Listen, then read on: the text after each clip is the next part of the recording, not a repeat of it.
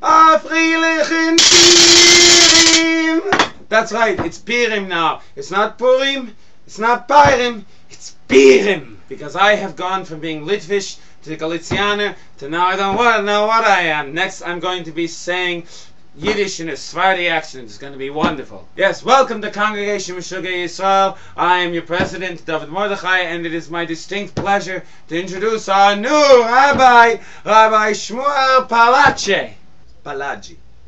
Shmuel Palachi. Rabbi Patchouli. I expect better from you than this. He's Palachi. Rabbi Pachi Waji. You know what? Just call me Shmuel. Okay, Rav Shmuli. Good enough. Chag Purim Sameach, I am Harav Shmuel Palachi, and today I will be giving you Purim Torah.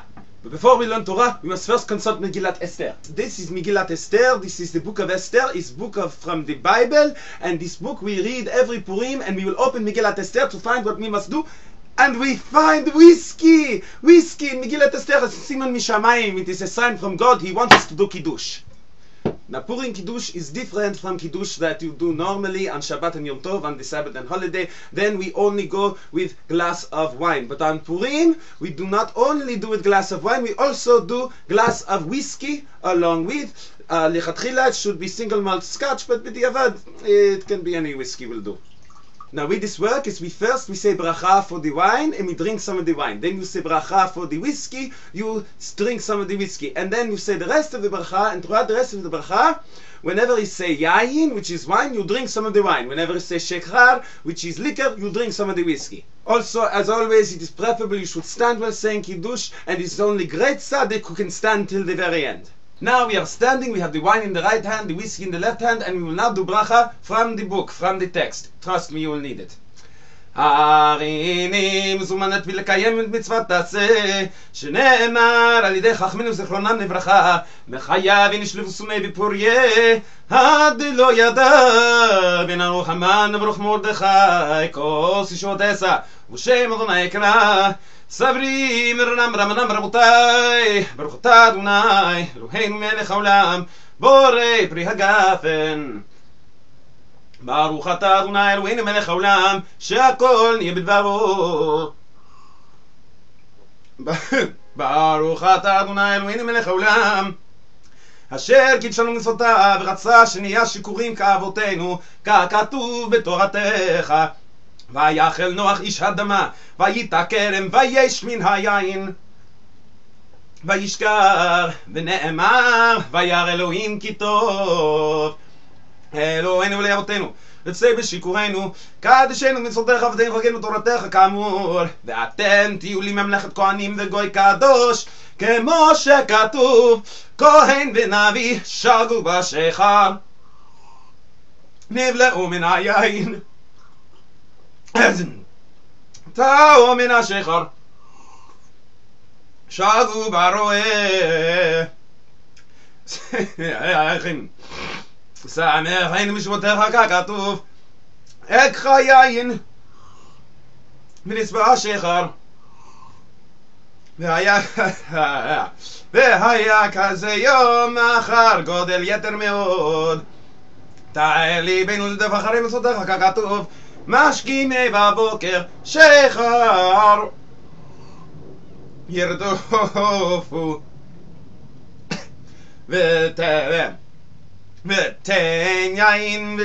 ותן יין ושיכר לכולם ככתוב תנו שיכר לעובד ויין למרי נפש ישתה וישכח רישו ועמלו לא יזכר עוד זכינו לאכול ולשתות עם דוד עבדך ככתוב ויקרא לו דוד ויאכל לפניו ויש וישקרהו that is ספרדי מנהג there ותיתן לנו אדוני אלוהים יבא אל חג הפורים הזה זמן שמחתנו מקרא קודש זכר לאהרון מרדכי יברך המן כי בנו ואחת ויעתנו השקיטה מכל העמים ופורים קודשך באורה ושמחה וששון ויקרים חתנו ברוך אתה אדוני מקדש ישראל וסקוטלנד. And now we are ready to learn Torah. Indeed, this is why you do not fill glass all the way, kosi revaya, but not all over the sefer. So now we will be learning Torah, and what I will be teaching you is Talmud. First, what is Talmud? Talmud is collection of Jewish law and law, mostly law, compiled in two sections. First section compiled in 130 AD, also by Rabbi Yehuda HaNasi. This is Mishnah, and it is compilation of all the sayings of the rabbis from the 400 years before Rabbi Yehuda HaNasi until here. Second part is Gemara. Gemara is completed in 500 AD, is collection of writings of the rabbis from time of Yehuda HaNasi until time when Gemara is completed. There are two versions of Gemara, one written in Israel, the other written in Bavel, which is today Iraq. The one written in Bavel is considered to be the better version. Mishnah and Gemara together is Talmud. And if you look in any volume of Talmud, you will see the way it is arranged. You have Mishnah and then Gemara that is pertaining to that Mishnah. And then you have Mishnah and then Gemara that is pertaining to that Mishnah. One more thing you know about Talmud. Talmud is not written like the Bible. It is not a story. It is not a narrative. Rather, it is argument. It's one long argument spanning 800 years because no one argues like Jews. So now we will learn first Mishnah, a first Masechta, a first Seder of all of Talmud, and from this Mishnah you will learn 10 things that you need to know if you're going to learn Talmud. So let us begin.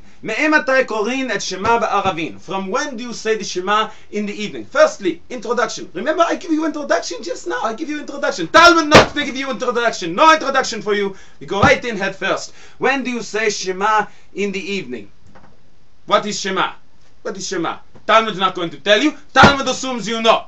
I tell you because I am a nice guy. Shema, it is prayer. It is prayer that Jews say at night. But this is first thing you must know about Talmud. Talmud asks you questions about things about which you assume you already know. So Talmud asks question, now Talmud give us answer.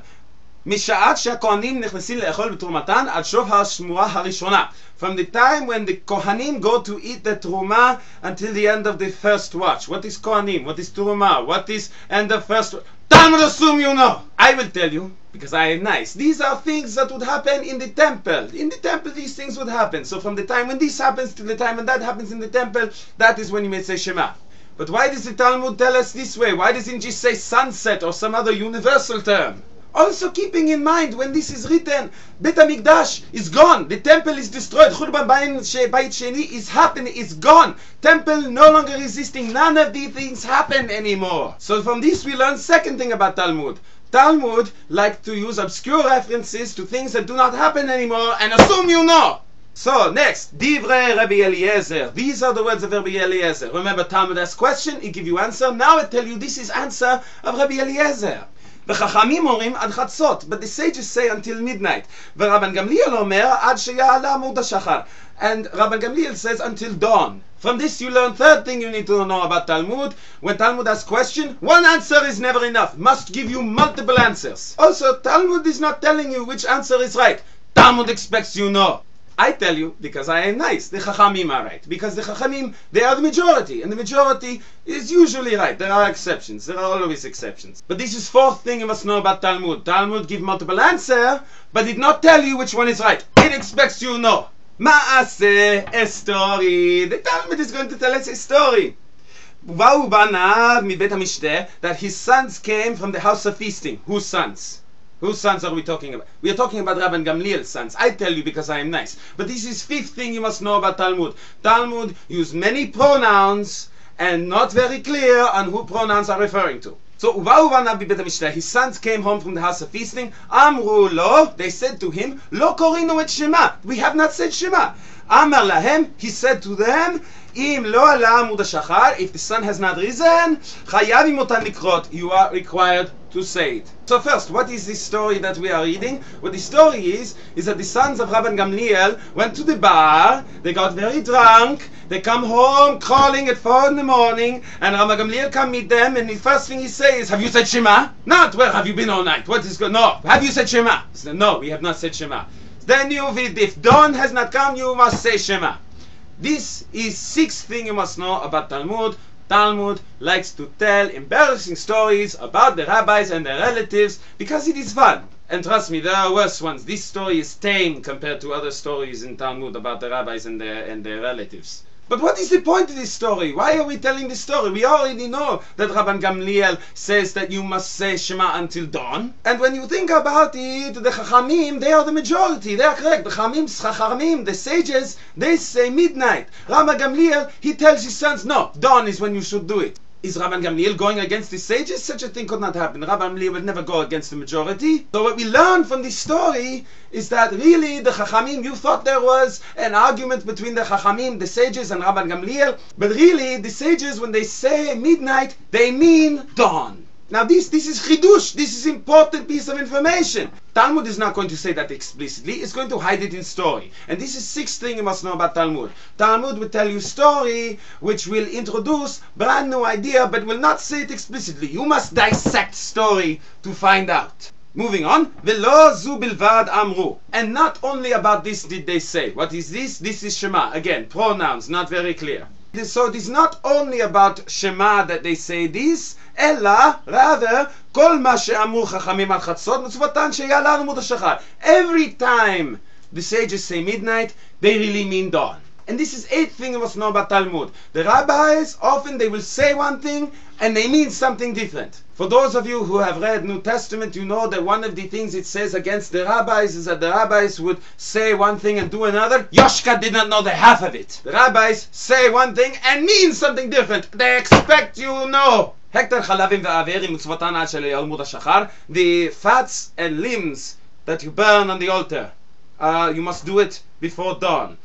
וכל הנאכלים ליום אחד מצוותן עד של ילמוד השחר. And any sacrifices that must be eaten on the day it is sacrificed must be done until dawn.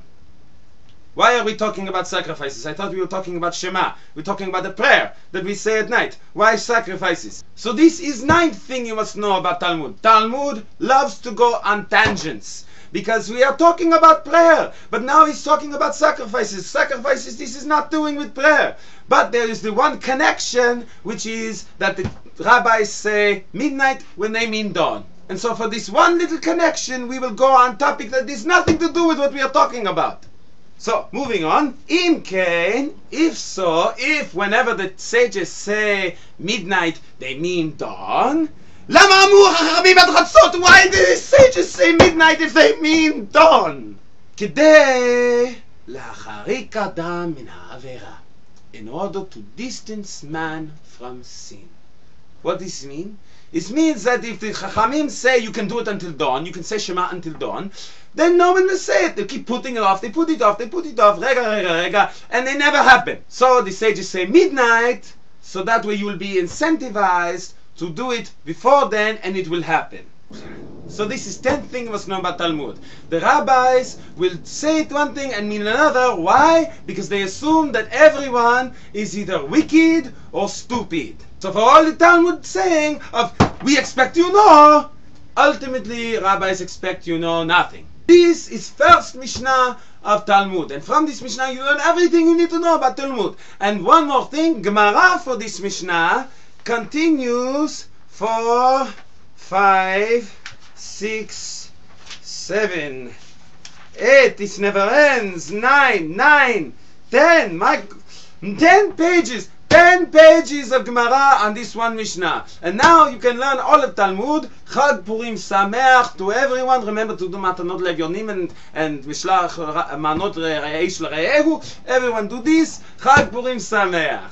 Well, I hope you enjoyed that. A Freilich and Pairem. And if you did enjoy, like, subscribe, look us up on Facebook, share with your friends, favorite it if you really enjoyed it, and remember to join David the Creepy Bard tomorrow, St. Patrick's Day, at 4 locations: Union Square, Washington Square, Way Station in Brooklyn, and Pioneers Bar in Manhattan. And a Freilich and Pairem.